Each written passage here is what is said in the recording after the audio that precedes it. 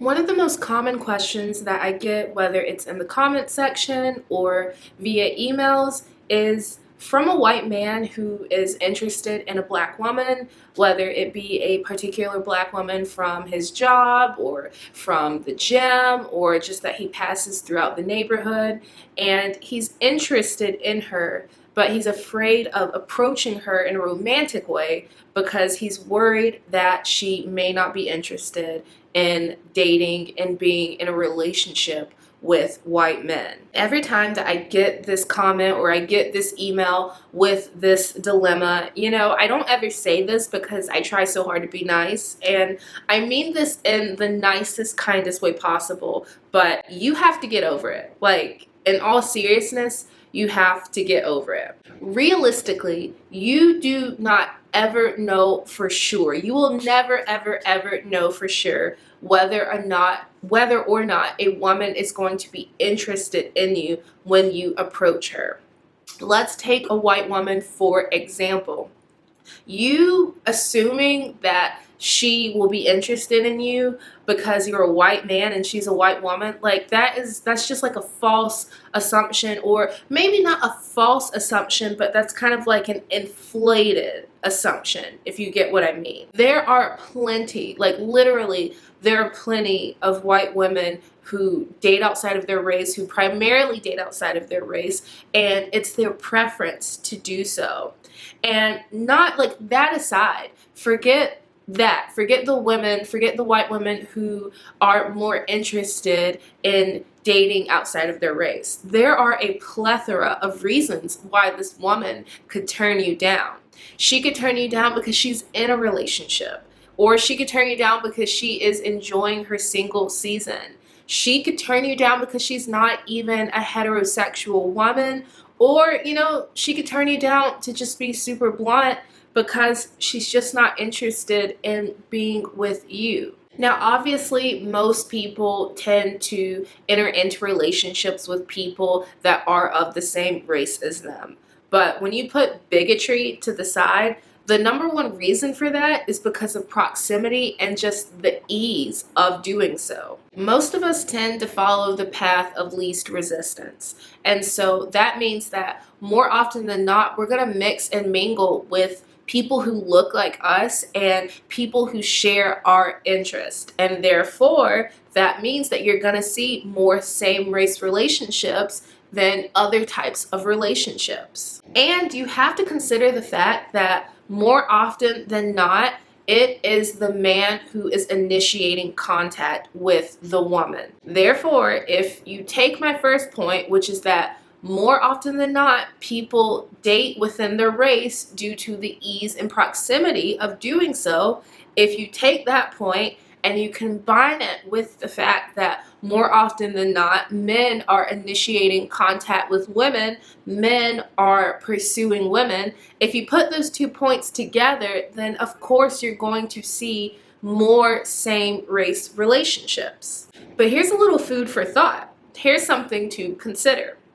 Every time that you, a white man, opts out of approaching a black woman, what that does is allows more black women to think that white men are not interested in them romantically.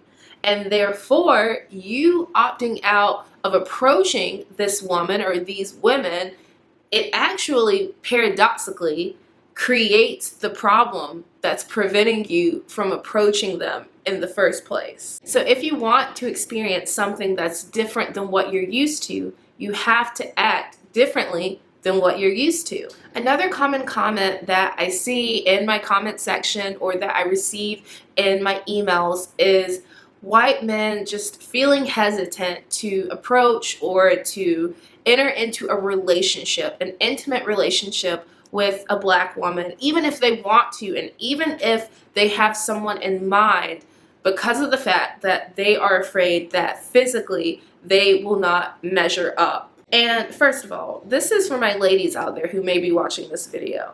Can we please stop telling our current partners about our intimate experiences with our former partners? Like, don't get me wrong. Do not get me wrong. I want you to advocate for your pleasure. I want you to advocate for your pleasure. I do not want you having lackluster experiences in intimacy because you don't feel comfortable speaking up for yourself. Your pleasure is as much of a priority as your partner's pleasure. So please advocate for yourself. And at the same time, you can advocate for yourself without indulging, without sharing unnecessary details about who and what you've seen and done before. I'm sorry, but here's the thing. If you aren't concerned about what you can do for a non-black woman, then why are you concerned about what you could do for a black woman? And if you don't think that your performance is something that would bother a non-black woman, then like why are you thinking about black women and about how we experience intimacy and how we engage in intimacy and how we prioritize intimacy in such a narrow way, and in a way that just continues to perpetuate the hypersexualization of black women and of black people in general? Of course, like yes, of course, we black women, we want to be pleased. All women want to be pleased. Like all people want to be pleased when it comes to intimacy. But if you're just insecure, then just say you're insecure and leave us out of it. Do not project your insecurities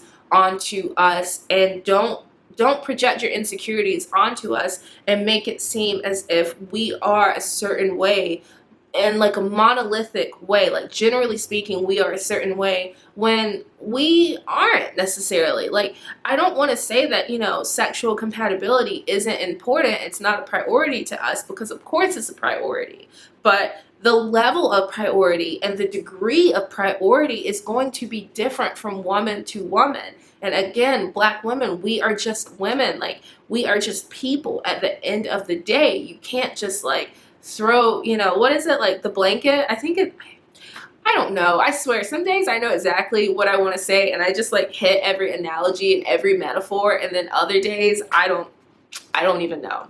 But the point that I'm getting at is that we are all different.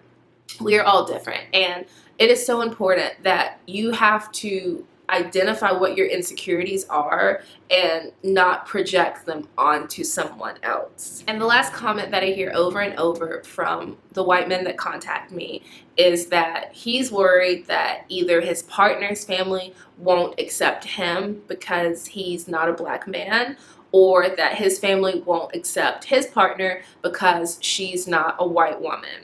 And I have so many thoughts on this. I mean, this could literally be its own separate video, but I'm just gonna try to keep things concise. But I am gonna try to break this down because I feel like there's a lot of nuance to this, and for so many people this is just a make or break, and people don't think about like the middle ground. They don't think about like that liminal space. And so let's talk about that liminal middle ground space. So the first thing that you have to truly consider and to be honest with yourself. Be honest with yourself and know that there's really no right or wrong way to be. You have to be honest with yourself about how important is it, like truly how important is it to you to have your family, have a strong relationship with your partner, and how important is it to your partner that you have a strong relationship with her family. Some people are extremely close to their family. Like some people call their family members every day, or they're in group chats that they interact in and interact with and engage with every single day. They live down the street from one another, or they live within the same neighborhood or town or city. They see one another on a weekly, sometimes even daily basis. They take vacations and other trips together. They spend each and every holiday together. Like some people have very strong relationships with their family members. And then on the flip side, you have some people who are very estranged from their family members, who are very distant from their family members. And you know, they may make a phone call home once or twice a month or every couple of months. They may send a few texts here and there, and they may go home for like Thanksgiving or Christmas, you know, like the big holidays. But other than that, they're pretty separate from their family. Now, if you or your partner are in the former group, if you or your partner are part of the group that I mentioned in the beginning, who's very close to their family, then just logistically speaking, like put emotions, put everything else aside. Just logistically speaking, it's going to be really difficult if you don't value having a strong relationship with her family, or vice versa, or if your family or her family doesn't accept you or her. Like, just logistically, practically speaking, it's going to be really difficult, and it probably will be a deal breaker, if not initially, eventually. But if you are part of the latter group, and you know, you have maybe a more distant relationship to your family for whatever reason, because again, there's no wrong way to show up in this world. Or I mean, you know, there's a couple of wrong ways, but you get what I'm saying. If you're part of the latter group, or your partner's part of the latter group, I mean, does it really make a difference then? Like, ultimately, does it make a difference? And you also have to think about, like, who are the people that don't approve or who may not approve? You know, like, who are those people?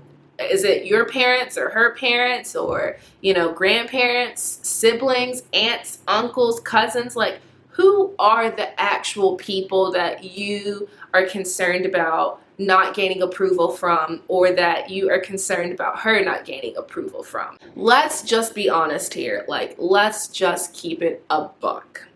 You all know I am a straight shooter, and I just love honesty. I love, love, love transparency. So let's be transparent here. If you and your partner, or your potential partner, let's say that you two live here in the beautiful Puget Sound region of Washington, and you or her, whichever one, has like an 85-year-old grandma that lives out in New Jersey that you're not even really that close to, and that you really don't even see but, you know, like once a year for Thanksgiving or for New Year's or for Christmas, things like that. Does it really matter? Like, at the end of the day, does it really matter if you don't get grandma's approval? Does it really matter? All right, everyone, thank you so much for watching today's video. I hope that you enjoyed it. And until next time, stay safe, be well, and I'll see you soon. Bye, everyone.